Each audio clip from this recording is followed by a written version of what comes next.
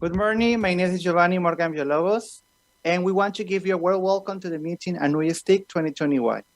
Today, we're having a lecture called Challenges in Teaching Class Online, which is delivered by the specialist in security management of Virginia Tech, Randy MArchany, who will be accompanied by the Master Max de Mendizabal Carrillo, who is the principal of the Information Technology Department from Universidad Autónoma Metropolitana.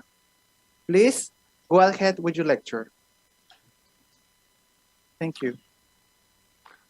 Hola a todos, buenos días, bienvenidos a estas conferencias de ANUIES-TIC. Es para mí un gran honor presentarles a Randy MArchany, que es un viejo lobo de mar en tecnologías de la información, pero especializado en seguridad informática. Su currículum es muy amplio, es impresionante. Ha trabajado con agencias de seguridad como el FBI, que es tan famosa en las series de televisión. Es coautor de un libro que se llama Respondiendo a los ataques de denegación de servicios distribuidos, que es un tema que nos ocupaba desde hace más de 20 años y que es muy complejo de resolver. Y también es coautor de muchos libros que tienen que ver con el manejo de la seguridad crítica en infraestructura.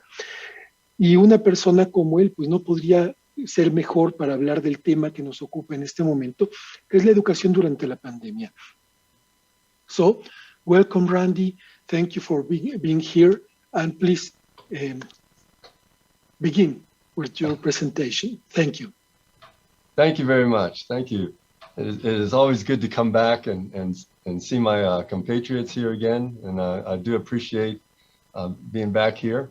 So today, as we all have been in the pandemic here at Virginia Tech, this semester we returned to in-person classes, and so far so good. A few minor bumps, but we've learned a lot in the last 18 months, and I wanted to bring up some of these points for you. First off, I've been doing cybersecurity things for the last 30 years, and when we look at the goals of attackers, of what is it that they're after, over the 30 years, we've seen all different types of attacks, all different methods of coming in. There's email phishing, there's SQL injection, all of these things. These are just the ways that people attack systems, but what are they really after? And it turns out, at least from our research, the very first thing is they want to steal data that's important to you, and it may be for commercial purposes. It may be a nation state that just wants to gain secrets, or it could be just for organized crime, financial purposes. And ransomware is the hot topic now. It used to be that ransomware was a pay me money so you can get your data back. But they've changed. Now it's pay me money or I will disclose your data, your sensitive data. And so that's changed the rules a little bit there. But the ultimate goal is they got control of your data. The second thing that they want to do is they want to use your machines in your networks to attack other sites. So an attack at Virginia Tech may look like it came from a university in Mexico, but the attacker really is somewhere in the US or somewhere in the world. We don't know where they are.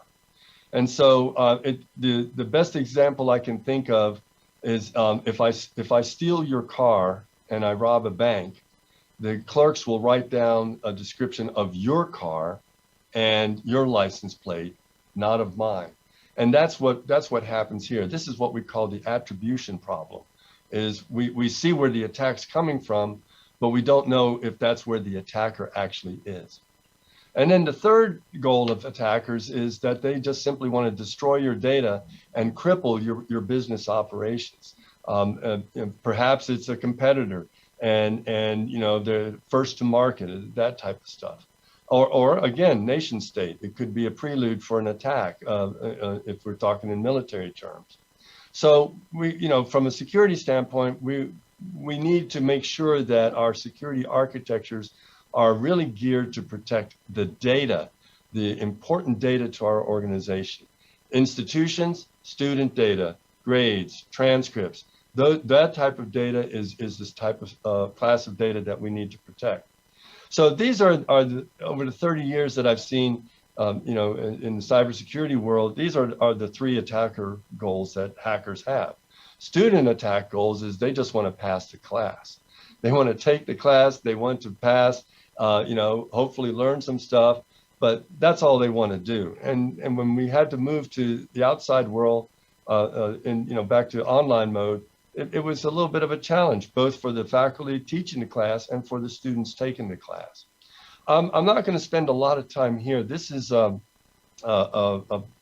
poster that you can get from the SANS Institute. The URL is down there at the bottom of the poster. But I just want to point out that for students as well as faculty, now that we're, you know, in the pandemic mode, you know, you're a target. People are after your username and passwords, especially your email address and your email password. And it turns out that when you get an online account for banking, for school, for any commercial thing, Amazon or anything like that, they use your email account as the primary authorization. And so if I need to, if I get control of your email account, I can go to any of these online stores and create an account in your name or change your existing account, because what's the first thing they ask you when you want to change your Amazon password is what's your email address, and we will send your something to your email address.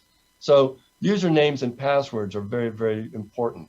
Financial, you know, credit cards, what do people put on their home computers, tax information, tax records, all that type of stuff. You know, extortion, you may have questionable pictures on your machine and they're trying to extort money from you, or they'll publish that out. You know, social media, be very careful what you put in, you know, social media, Twitter, you know, Facebook, any of those things. And especially be careful of those quizzes where they like to ask, what's your favorite color? What was your pet's first name? And they put that in the form of a quiz, but what they're really trying to do is to get the answers to your secret questions. So you need to be very careful about that.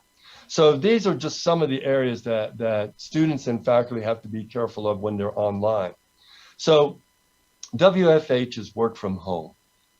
You know, so what are some 5 steps? Well, first off, you know, you are the best defense as an individual. You may get emails that, you know, somebody's says, I need something, your boss, it looks like it comes from your boss, and they say, I need something right away. I need you to do this right away. Or, you know, look, I need it right away. Don't bother going through the password scheme, just send me the document. Or you know, you get a message from a friend or a coworker that doesn't quite sound right, but they're asking you to do something. So you're the first step you're the best defense against that. Your home network, for faculty and for staff, you know, I mentioned it here and I'll repeat it again later on. You want to change all of your default passwords for all of the devices that are on your net. You know, you want to make sure that only people you know, your family, maybe sometimes not even your family, you know, make sure that they're the only ones that can use your home network. And passwords, you know, length is much more secure than complexity. And in fact, in the US, they eliminated, the federal government eliminated the password complexity rules in favor of longer passwords. And actually people go, well, I don't know, I can't remember longer passwords. Actually, it turns out most people, the longer the password, it sounds contradictory, but the longer the password, the easier it is to remember, because it's usually a phrase. You know, it could be this, not sure how to do these steps. That could be my password. And it's easier to remember a phrase than a string of random numbers. Okay? So home network, what do you do on your home network to secure it? And we talk about passwords. You know, when people talk about two-factor authentication, Virginia Tech went completely two-factor authentication using Duo security back in 2016. And when I first went out to the university to tell people that this is what we were going to do, a lot of people objected. And I said, you've been using two-factor for quite some time now. You just never realized it. And they said, well, no, I haven't. And then I said, do you have an ATM card? And immediately they go, ah, that's what you're talking about. I said, yes, an ATM card. I have the card and I have the PIN code. When my mother was alive, you know, and in her late years, she didn't remember her PIN code, but she was not going to give me that PIN code. You know, I had her ATM card, but she was not going to give me that PIN code. So we're used to that two-factor already. And so, you know, that has really, for us at Virginia Tech, moving to two-factor has dramatically decreased the number of compromised accounts where people just lost access to their account because they gave away their password. They may have given away their password, but they didn't give away the second factor. Okay? So the fourth thing is to make sure that all of the devices that you're using, either to teach the class, a smartphone, a tablet, a laptop, or desktop, make sure that all of those are at the latest versions of whatever software they're running, that you've got your Windows or Macs updated with the latest software, that your Canvas or Blackboard or whatever you use for a course management system is at its latest version. And you know, all the devices on your home network and make sure that they're there, okay? And then for those of you that bring, you know, your university-owned machines home, don't let anybody else use them. You know, these are work. You know, you may not have a computer at home. You bring your work computer, you know, to your house, and then you let your whole family use it. Well, that's introducing a lot of insecurity into your systems. So again, they can, you know, accidentally delete something or inject a virus, you know, unwittingly onto your machine there. So what happened to us? You know, we refer to anything before March of 2020 as the before times, you know, before the pandemic hit. It hit, it hit earlier, but it for us, it really just, when everything spiraled out of control here in the US, it just happened to be during our spring break. And in fact, we were teaching a SANS class for university IT people around North America, and they were all at Virginia Tech at the campus taking that class. And towards the Thursday of our spring break week, the university, you know, in consultation with the Department of Health and the federal CDC, decided that we needed to go into this reduced mode. And so what they wound up doing was they extended spring break by an extra week. So as far as the students were concerned, they were happy. They now got a 2-week spring break. But what that meant was for our office is we went into a reduced operations mode, which was only show up at the office if we had to and start to, you know, move to work from home. The Commonwealth of Virginia, the state of Virginia, went to state employees went to a stay-at-home and work from home scenario at the end of March of 2020. And the university at that time went into what we called essential operations mode.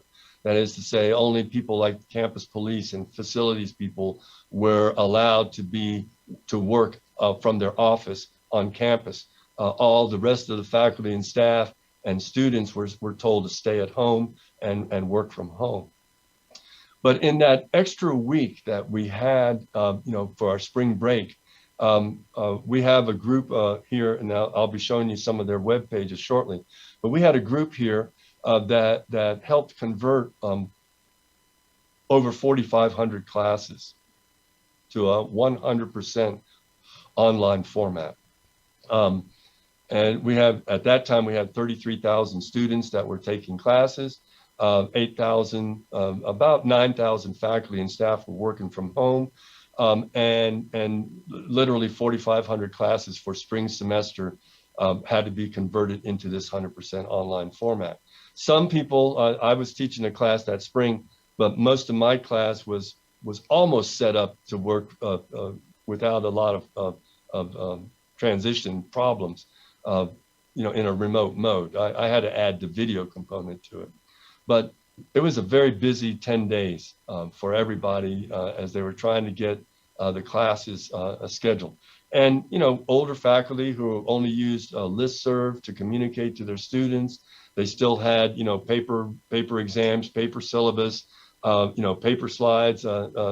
It was a lot of, there was a lot of pain on their part as they had to learn this new technology. So in our environment, we're very similar. I'm sure you all are using either Canvas or Blackboard or some commercial product to manage your courses. This allows you to put your lecture notes, distribute quizzes and examinations, has a grade book, has a video gallery for recording video things there. So we use Canvas. We also have, for video recordings, we use Kaltura and Zoom. I didn't put that in the slide there, but we had been using Zoom for a number of years already. But the Kaltura video system integrates with Canvas.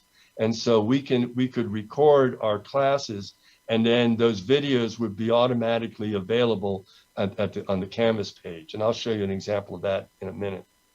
But here at the university, we have a complete department that's called Technology Enhanced Learning and Online Strategies. The acronym for it is TELOS. And TELOS is the group that is responsible for managing Canvas, for managing the Kaltura system.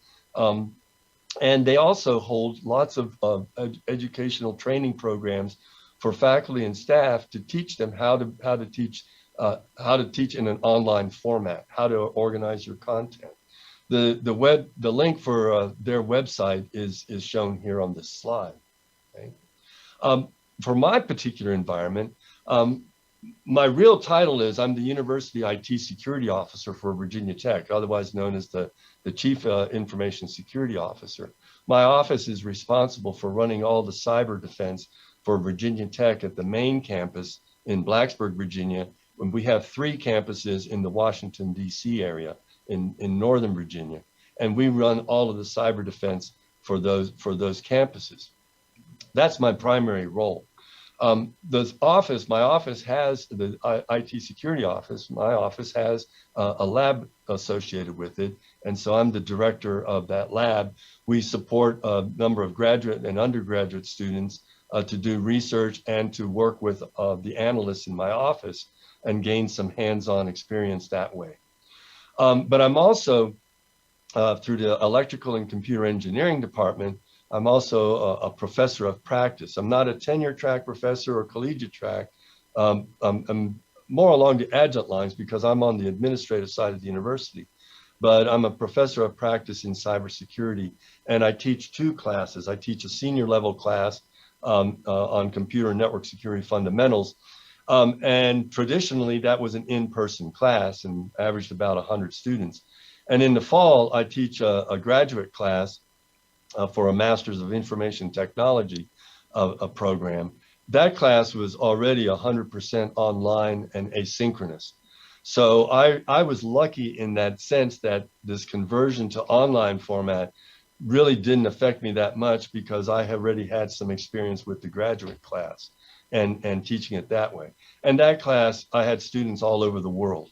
I had some in Mexico, I had some in Panama, Colombia, Puerto Rico, Canada, Germany. They were all over the place, and certainly across the United States. But that class, again, was 100% asynchronous and online. So that was my environment there.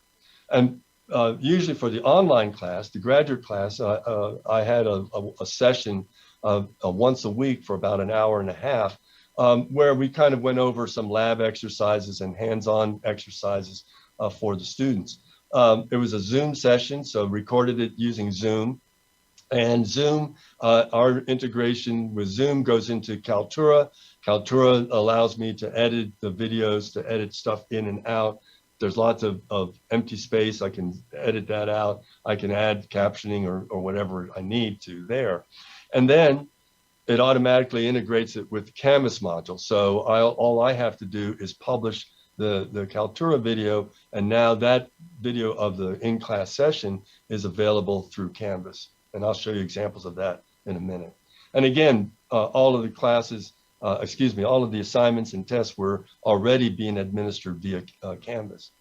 For the undergraduate class, and it was spring semester, so I had started the spring semester teaching in person. And then after spring break, we went completely online.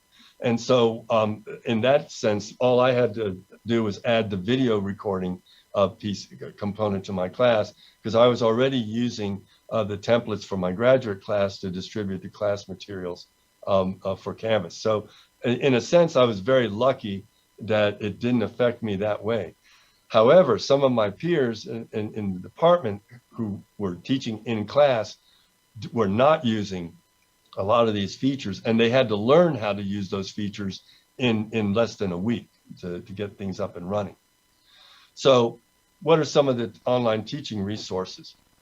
This is from the homepage from that TILOS site. This is the group that helps people organize and provides training for faculty and staff on how to teach their classes.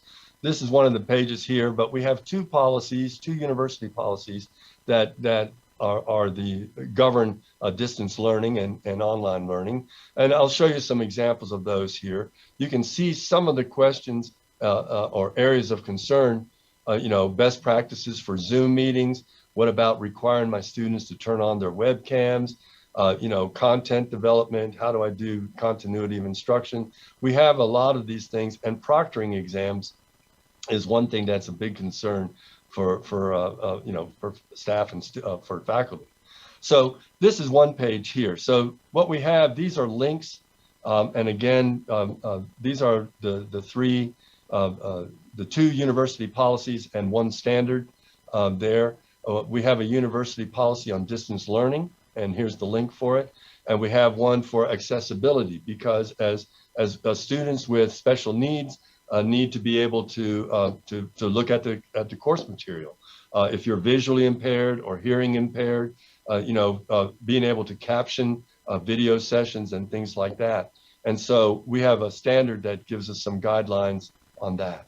These are all available for you to view. They're publicly available. If you don't have a policy and you want one, you can download this one, any of these documents, change Virginia Tech to your institution name, and we're ready to go. So, but these are some policies and standards. So again, at your institutions, do you have something similar for your university? So again, the TILOS main page, this is it here, but I show this because we're here to help you learn the tools and techniques you need to teach in your classroom using online technology. And there's some groups, collaboration groups here. There's guidance on how to rethink your curriculum. And then continuity of instruction. What happens if you're sick, and in the case of COVID, if the instructor gets sick, or what do you do there? So these are some of the main areas. And again, I show this to give you some general areas to examine when you're looking at your overall architecture. But one very useful page, and again, the URL is down here in the lower right-hand corner, but these are five what we call easy to do steps, 5 small steps with Canvas. If you're using Blackboard or something similar, you probably have similar features in those products. But use the course grade book if you're using Canvas. That way the students can see their grades right away. They know where they stand. You set up the grade book with the percentage of final exams, like for instance in my class, the midterm final exam.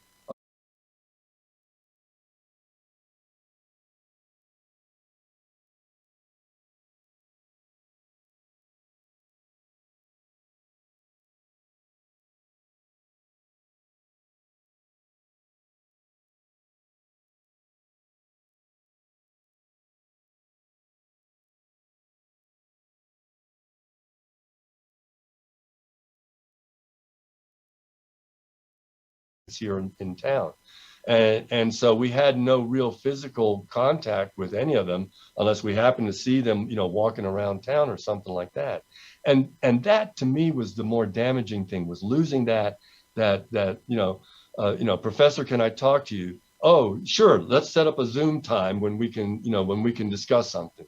It just kind of lost stuff. But there's lots of different ways to communicate to your class. And that's what we mean here with step 2. You can organize your course into modules. I organize mine by week, and I'll show you examples of that in a second.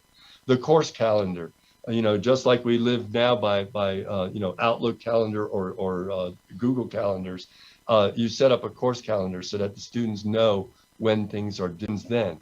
And so there's some guidance that we provide here. This is off of the continuity of instruction link from the homepage that I showed you a couple slides ago.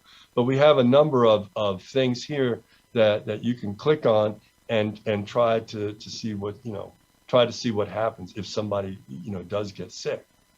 Okay. This is from our provost office with some additional information, what to do about syllabus stuff, some guidance, classroom configurations, hybrid classes and things like that, social distancing, how to do good Zoom conferences.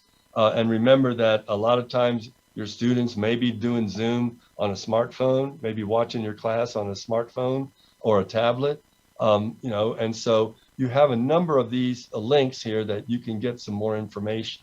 If, Kaltura was kind of a new thing for me. So I went and went to some of these on-demand training things to get some basic information on how to use Kaltura here. So having sites like this at your institution can help you a lot. And again, this was part of our online group that was already in place at the time. Proctoring. A lot of faculty are concerned about cheating. I want you to turn on your webcam. One of my faculty members here in my department, who's one of my analysts, he was working on an online master's degree from Georgia Tech, and they had very strict requirements when it was exam time. He had to be in a room, nothing on the desk. He had to have 2 cameras, one to show an angle this way and one to show a sideways angle, so that they could see there was nothing, nothing with cheat sheets or anything like that. And they had to do a full 360 so that they could see what the room looked like. They really went on the extreme side to make sure that there was no type of cheating or anything like that. But guidelines for proctoring tests and having webcams, there's privacy issues with that. What do you do? And then back to the accessibility thing. So there's all these different types of resources that we have, and you probably have as well. It's just making sure you know where they are. Okay. So some of the challenges, well, for me, my exams were always open book, open note. So I didn't worry too much about having cheat sheets, because it was supposed to be that way. Of course, the big problem with assignments, but you have that anyway, is who actually did the assignment, and how do they get there? So perhaps what you do is for your exams, since you're distributing them online, maybe you do something simple like change the order of the questions for a certain group of students, or you tag the exam so that you know when it was open. All sorts of things like that. On the online classes, especially in the spring of 20, it was kind of a not too bad, because at least I had met the students in person, because the front part of our semester before we went in pandemic mode, it was an in-class. But this past spring of 21, we were still in online mode only. And I had 100 students, and excuse me, I just saw them as little Zoom squares. In fact, one of my students saw me downtown at one of the local restaurants, and it was kind of funny, because she said, oh, you're taller than I thought you'd be, you know? And I was like, oh yeah, I guess, because I'm sitting down when I'm doing this thing. And you know, so little things like that and there. Office hours, you know, more Zoom sessions. I mean, this is what you're limited to. When the weather was good in the spring and the summer, here now it's you know, it's getting a little bit colder, but we would meet outside, you know, and we have some open plaza areas on campus. We say, hey, I'm going to be sitting outside from 1:15 to 2 o'clock. You know, if you have any questions, come by and you know, and we'll talk. So, you know, doing that type of stuff, trying to keep engaged with the students that way. And of course, the big monkey was COVID. If a student, you know, for us, if a student tested positive, they're immediately sent home.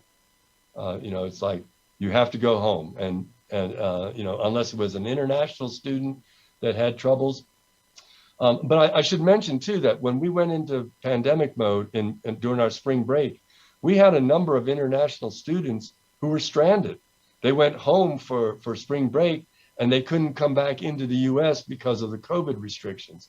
And that complicated things a lot for them, because a lot of times they didn't bring all their course materials with them. You know, they had their laptop, and that was a lot of it there.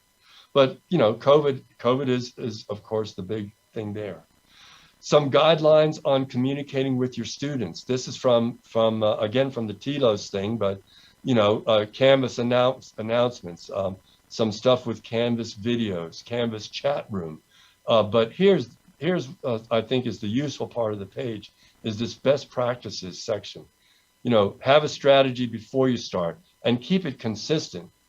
You know, there, you know, make sure you go over the syllabus on the first day, help them with troubleshooting, and use the inbox and use broadcasts. I use discussion groups in Canvas to keep you know, in a place there, okay?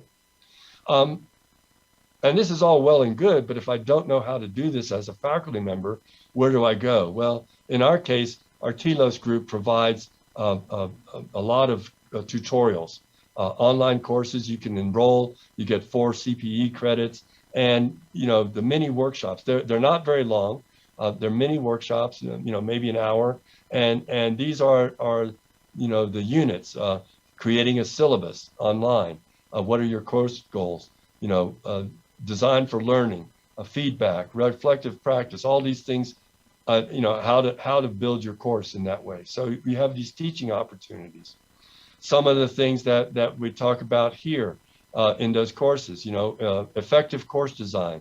You want to make sure that you're designing for all different types of learners, because remember, students learn at, you know, with different levels of things, and so you need to be able to adjust that and go that way.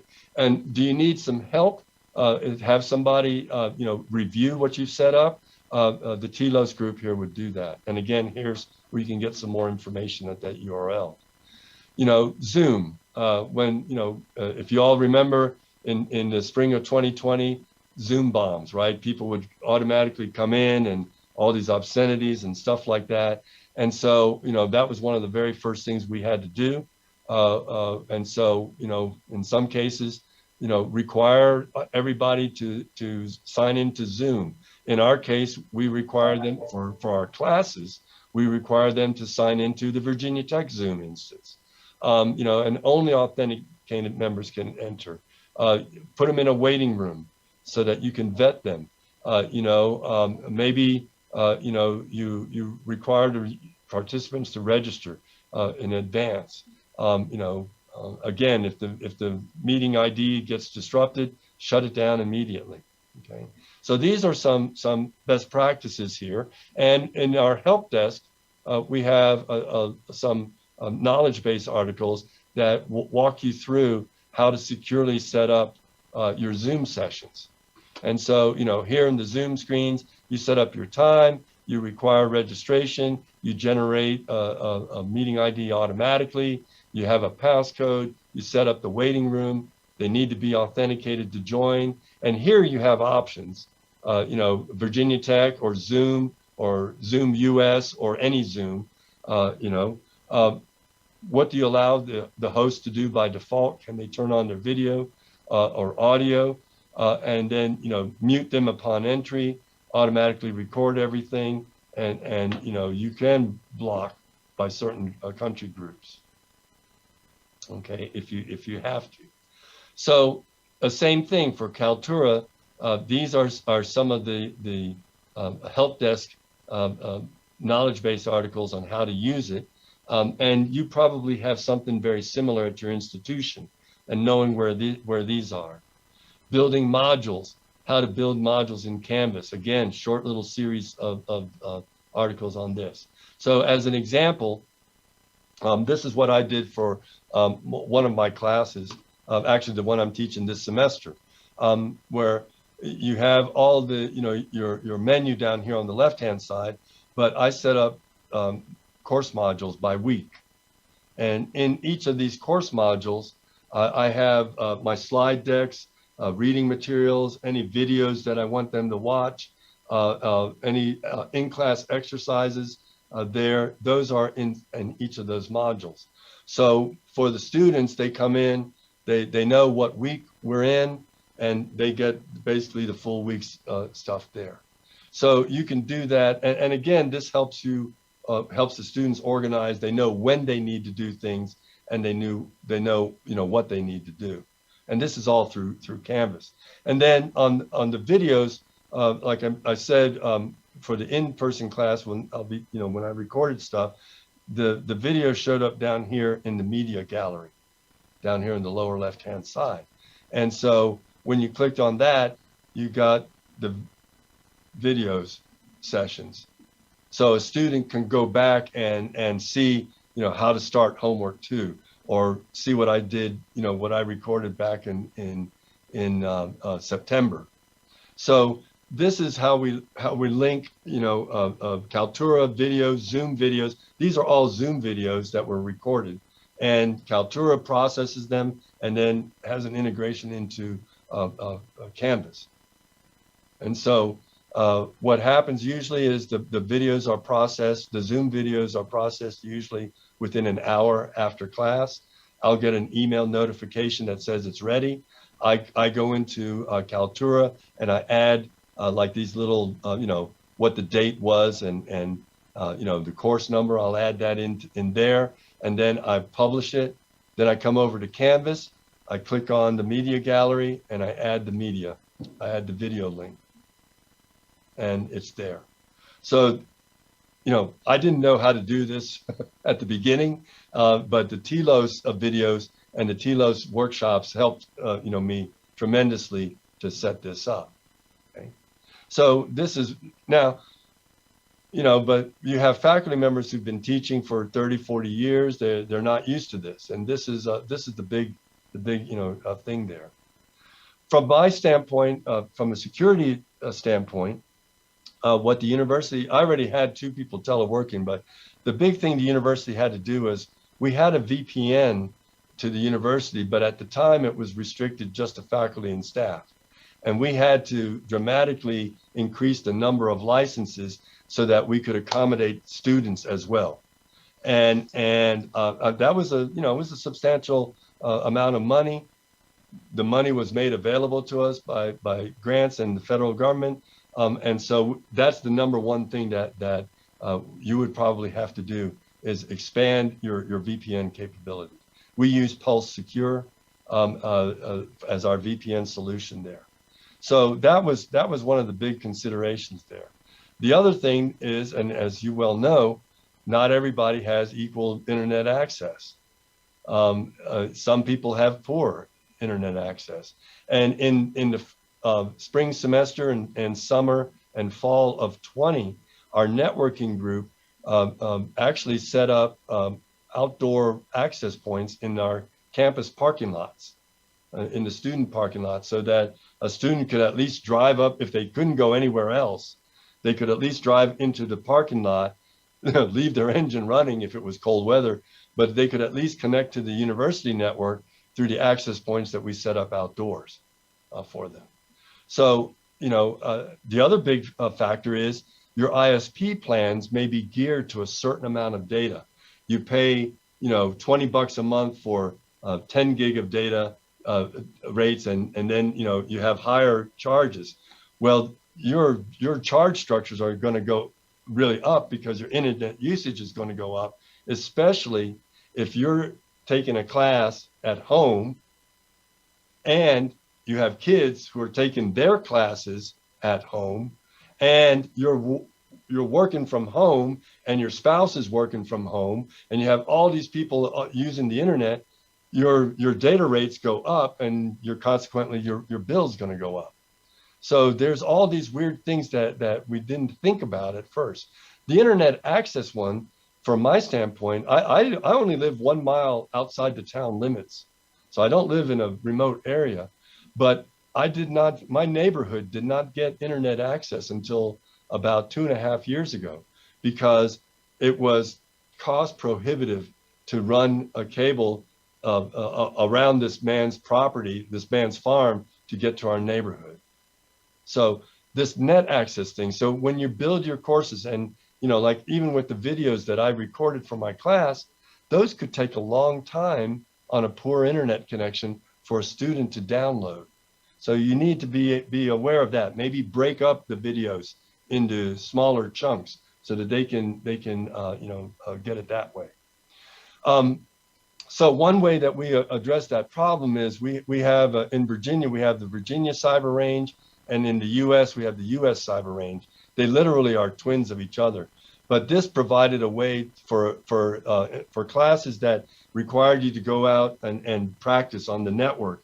This gave you a way that you did not have to download an image to do your homework on your machine. You just needed a browser to go to the range, and everything was set up for you to do your labs. So and for Virginia residents, the Virginia Cyber Range is free. For U.S. residents, the U.S. Cyber Range is a modest fee compared to what you would pay for that. The websites are you can Google for them, but Virginia Cyber Range, all one word, virginiacyberrange.org, and the U.S. Cyber Range is uscyberrange.org.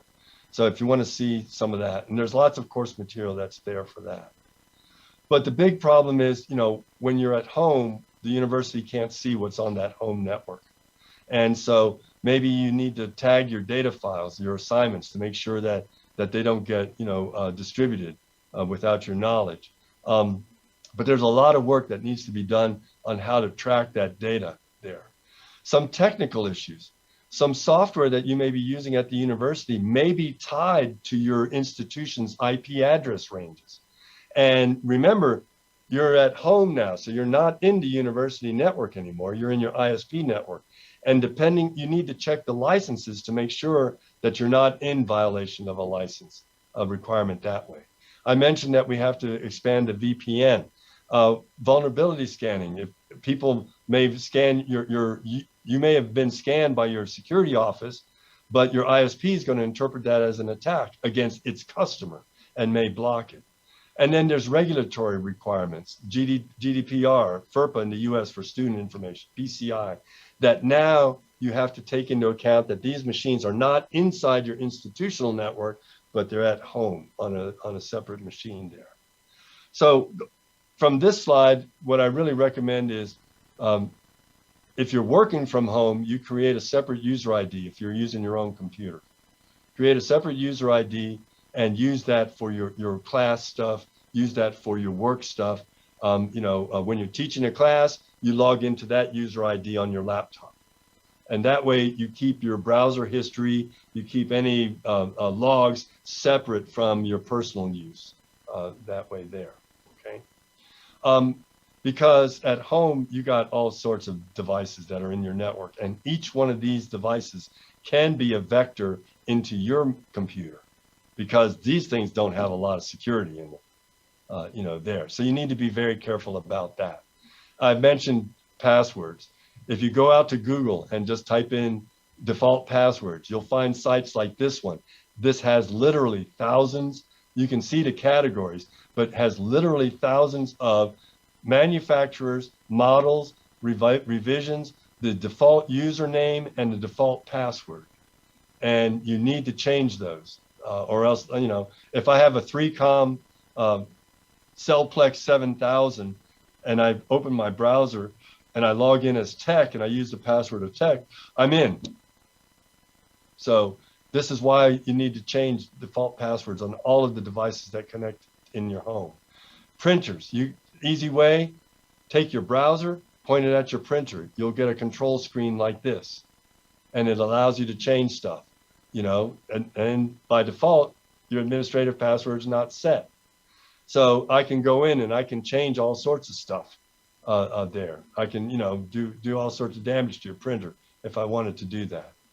So some simple things, be very careful about phishing. Encrypting sensitive data, Microsoft Office does provide built-in encryption for files. And Adobe Reader, the newest versions of Acrobat Reader, they provide you with ways to encrypt PDF files, either with a password or a certificate. But these are some good links that give you some actionable tips on what to do to protect your computer. I always remind our students to make sure that on the apps that you read the terms and conditions. This is from Snapchat, but I always like to remind them that, hey, Snapchat needs access to your contact information, your location, your photos, your camera, your microphone. Is that what you want? Make sure that you understand what it is you're asking for there. Shodan is the best internet search engine, Internet of Things search engine. That this is what hackers use to find what devices are on your home networks. Okay? So to sort of close things off here, we really need to rethink how we teach classes. And to me, the biggest advantage of it is it's a nice way to organize your course materials. The videos provide you with a good way to set something up. If you're going to miss a class, teaching a class because of a business trip or you're ill, you can pre-record a video and have them use it. But the downside is you got to find ways to maintain that connection to your students, that you're not just a little face on a Zoom screen there, okay? And institutions really need to step up their awareness training and how-to training to teach the faculty how to use these new technologies. We have faculty that are just out of college in their 20s. We have faculty that are in their 70s and 80s, that are still teaching. We need to be able to provide them with the opportunity to learn how to do the stuff with these new tools. And students will suffer from isolation. We had a lot of that anxiety there because I'm at home, and I remember I had one student that only went to the grocery store and didn't go anywhere else, basically stayed in their apartment the whole year. And I don't know how they survived. I mean, truly, they finally walked outside when the weather was good. But again, all of this is going to cost money. So that's what I have for you there. Max and Giovanni, if there are any questions or anything like that, I'll be glad to try and answer them. Thank you very much, Randy. Well, I have a lot of questions, really, because it's a very wide subject. You mixed two big subjects on this presentation. One is about how to teach online and things like that. And the other one, I think it's very important too, it's about IT security in general. However, my question really is, what are the main challenges on teaching with the security in mind? What are the main security issues when teaching? I can think about some of them. For instance, impersonate, for instance, people that pays for doing their jobs or homeworks, attacks to the infrastructure. What are the main for you? So some of the big challenges is of course, how do I know that the people that are taking the class are really the people taking the class, right? I can't really come up with a way to do that. So I just kind of have to go, well, fortunately for us, when I look at the class roles, we do have pictures of the students. So at least, you know, and for the first class, I tell everybody just to turn on their cameras so that I can at least see you there. And you know, because I'll say I'm just calling roll. So I can sort of compare a picture with the picture that I see there.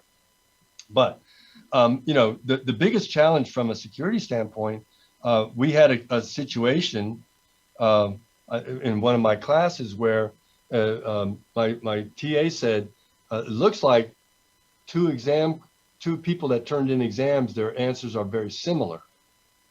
And of course I was a little concerned, but what happened in that case, and this exposed a flaw on this, you know, we delivered the exam via Canvas, so it's online.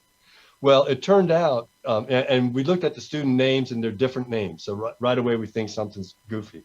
Well, it turns out they were a married couple. Okay. And they had a baby at the time. And so when the husband took the exam, the wife was taking care of the baby. And when the husband finished the exam, they switched places. And the you know, the wife started taking it. But what we realized was that there was a high probability, and we couldn't prove this, but there was a high probability that the answers were cached by the browser. So, you know, the wife just comes in, uses the same browser, goes to the Canvas page under her, you know, she logged in under her account. And, you know, we think that the browser all of a sudden was showing, you know, what had been entered before. I say we think because we were never able to prove it. Now we demonstrated that that could happen, you know, in a test environment. So how do you clear the cache off of, especially if you've got roommates and they're using the same computer, or in this case, a married couple. So that's one. The Zoom bombing thing, we were able to cut down on those dramatically by doing that requirement, self-registration and things like that. Denial of service wouldn't affect us here at the institution side, but could certainly affect somebody at the home. And the biggest problem that we ran into there was internet connections were unreliable at the home. You know, somebody's, you know, lives outside, their internet connection is not very good. Stuff breaks up, you know, they're trying to submit their assignments by a deadline. And of course they wait till the last minute and then, you know, they can't get it. So then you have to verify, you know, because say, well, I couldn't turn my assignment in on time because I lost my internet connection, you know, so how do you verify that type of stuff? So those are some of the challenges there. Well, I have another question. What do you think about the comeback to the classrooms? Because we are on the pandemic now, but it's not that hard that at the beginning of the pandemic. We are getting close to come back to the classrooms, but we have to make some combined or hybrid classes to attend the people that can't come back in this moment. What are the challenges on that? So some of the challenges there. So we came back this fall semester, in this past August, we came back to in-person classes. So and we had some faculty members who were, you know, because of health conditions, were worried about that. But so a couple of things. The university basically said that all faculty, staff, and students have to be vaccinated, except for medical or religious exemptions. And if you refuse to get vaccinated and you didn't have an exemption, you would be tested twice a week. And if you refused all three of those conditions, we would, if you were a student, we would drop all your classes. And if you're a faculty or staff, you could lose your job. So that's on the back end, okay? On the classroom side, you know, in the early hybrid experiments last spring, we had seats that were, you know, 6 feet apart, and that dramatically, you know, reduced the number of people that could be in a classroom. but now we're back to sort of normal classroom. But the biggest change was on the audio visual side, where you had your little kiosk desk right at the front of the class, and you would teach. You had your slide projectors, and you could just use your remotes to display on there. Well, now you had to have cameras to record what it was. You have to, simple things like wireless mics for all the instructors if they want to walk around, the classroom, so that as you're recording the class, you could, you had an audio feed in there. So on the audio visual side of the house, that the group that provides the projector support, the cameras and all that, they had to get additional equipment there. The other requirement for us was that for public access areas, classrooms and hallways, everybody was required to wear a mask in a public building, regardless of their vaccination status. So if I'm teaching a class in a classroom, I'm fully vaccinated, put on the mask. The students were required to put on a mask. And we had to come up with ways to how to deal with situations where a student says, I'm not putting on a mask, tough beans.